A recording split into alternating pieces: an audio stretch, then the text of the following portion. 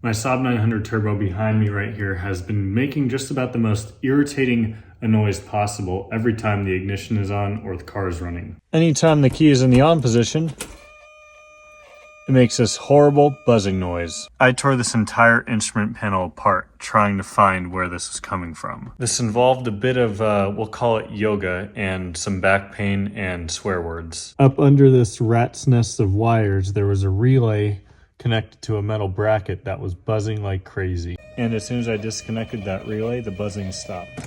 For what reason they would make a stupid little relay for the cruise control buzz when it goes bad is beyond me. When I connected my new $6 AutoZone relay into the harness and then put the key back to the on position, I had no more buzzing. All of that diagnosing just to fix a stupid buzzing relay for something as simple as cruise control.